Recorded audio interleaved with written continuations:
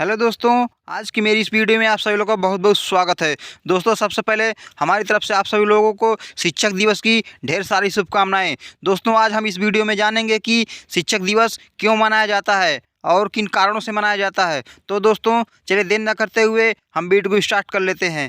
दोस्तों, हम डॉक्टर सर्वपल्ली राधाकृष्णन जी के जन्म दिवस पर 5 सितंबर को शिक्षक दिवस के रूप में मनाते हैं। वैसे तो गुरु शिष्य की परंपरा सदियों से चली आ रही है और दोस्तों, हमारी प्रथम गुरु हमारी माँ होती है। दोस्तों, हमें पूरे जीवन भर सही मार्ग पर बढ़ते रहने के लिए गुरु की आवश्यकता होती है। दोस्तों, गुरु की भूमिका बहुत ही ज़्यादा होती है। हमारे जीवन में गुरु का स्थान बहुत ऊंचा होता है। गुरु के ऊपर दोस्तों एक दोहा भी है, जैसे गुरु गोविंद दोऊ खड़े काके लागो पाए, बलिहारी गुरु आपने गोविंद दियो बताए। तो दोस्तों, ईश्वर से भी पहले स्थान गुरु का आता है, क्योंकि गुरु का दर्जा बहुत ऊंचा होता है। दोस्तों, इस शिक्षक दिवस पर हम जानेंगे डॉक्टर सर्वपल्ली राधाकृष्णन जी के जीवन के बारे में, क्योंकि ये महान शिक्षक थे और भारत के प्रथम उपराष्ट्रपति भी चुने गए थे। इस प्रकार इनका जन्म 5 सितंबर 1888 को तमिलनाडु के तीर्थानी गांव में हुआ था। दोस्तों, एक शिक्षक रूप में उन्होंने जो किया वह युगों युगों तक स्वर्ण अक्षरों में अंकित रहेगा। मद्रास में प्रेसिडेंसी कॉलेज के सहायक अध्यापक पद से शुरू करके विभिन्न विश्वविद्यालयों के कुलपति तक के सफ़र में इन्होंने कई महत्वपूर्ण कार्य किए। ये जहाँ कहीं भी गए वहाँ कुछ न कुछ सुधारात्मक बदलाव जरूर हुआ है। आंध्र विश्वविद्यालय को इन्होंने आवासीय विश्वविद्यालय के रूप में विकसित किया, जबकि दिल्ली विश्वविद्यालय को राजधानी का श्रेष्ठ ज्ञान केंद्र बनाने का भरपूर प्रयास किया। काशी हिंदू विश्वविद्यालय के लिए किया गया उनका कार्य विशेष उल्लेखनीय है। दोस्तों, इनकी माताजी का नाम श्रीमती सीतम्मा तथा पिता का नाम सर्वपल्ली वीरास्वामी था। इनकी आरंभिक शिक्षा गांव के ही स्कूल में तथा मद्रास, जो दोस्तों चेन्नई में पढ़ता है, क्रिश्चियन कॉलेज से BA एवं MA किए। सन 1909 में मद्रास के प्रेसिडेंसी कॉलेज से शिक्षक जीवन की शुरुआत की। 1918 में मैसूर विश्वविद्यालय में दर्शन शास्त्र के प्राध्यापक चुने गए। 1981 में कोलकाता विश्वविद्यालय चले गए और दर्शन शास्त्र का शिक्षण करने लगे।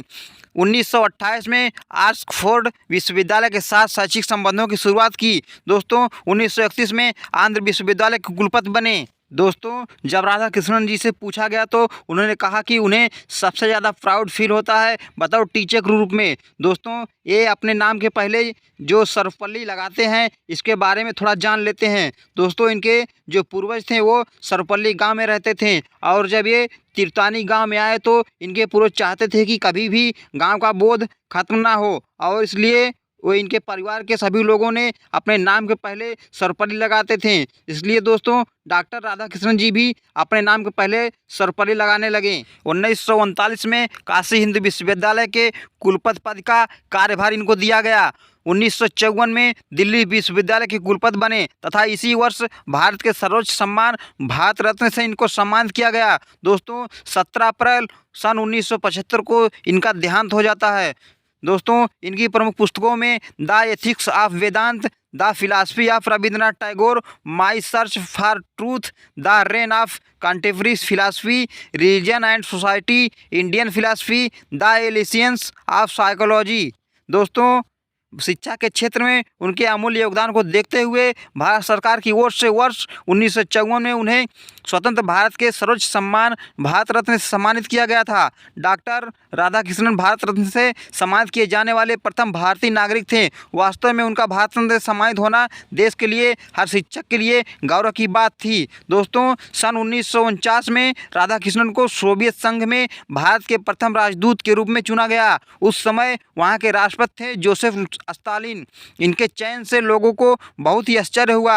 आदर्शवादी दर्शन की व्याख्या करने वाला एक शिक्षक भला भौतिकवाद की धरती पर कैसे टिक पाएगा, लेकिन सबसे विस्मित करने वाले डॉक्टर राधाकृष्णन ने अपने चयन को सही साबित किया। उन्होंने भारत को सोवियत रूस के बीच सफलतापूर्वक एक मित्रतापूर्ण समझदारी की नींव डाली। राधाकृष्णन जी सन 1952 से 1962 तक भारत के प्रथम उपराष्ट्रपति के रूप में सदन की कार्यवाही में एक नया आयाम प्रस्तुत किया और 1962 में डॉक्टर सर्वपल्ली राधाकृष्णन भारतीय गणतंत्र के दूसरे राष्ट्रपति बने। वे कभी भी एक दल अथवा कार्यक्रम के समर्थक नहीं रहे।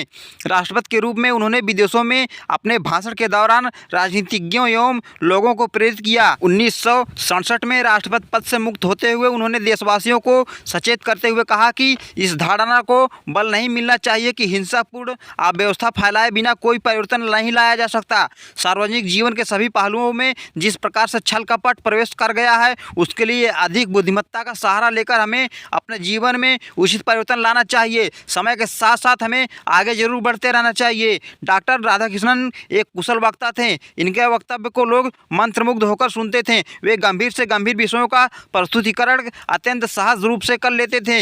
इनके व्याख्यानों से देश ही नहीं वरन पूरी दुनिया के लोग प्रभावित थे। वे कठिन से कठिन विषयों की व्याख्या आधुनिक शब्दावलियों में इस प्रकार करते थे कि इसका प्रयोग लोग अपनी आधुनिक अनुभूतियों के अनुरूप कर सकें। इस प्रकार भारतीय दर्शन के प्रकांड विद्वान, कुशल राजनीतिज्ञ एवं अद्वितीय शिक्षक के रूप में विख्यात डॉक्टर राधाकृष्णन जी का 17 अप्रैल 1975 को इनका देहांत हो जाता है। दोस्तों, ये विचार देते थे कि हमें दूसरों के विचारों के प्रति सहनशील होना चाहिए। तो दोस्तों, इस शिक्षक दिवस पर हम महान सर्वपल्ली राधाकृष्णन जी को नमन करते हैं और अपने देश में तमाम उन टीचर को नमन करते हैं। दोस्तों, इस प्रकार मेरी यह वीडियो यहीं पे समाप्त होती है। इसी के साथ दोस्तों मिलते हैं नेक्स्ट वीडियो में नेक्स्ट टॉपिक के साथ। तब तक दोस्तों, जय हिंद, वंदे मातरम।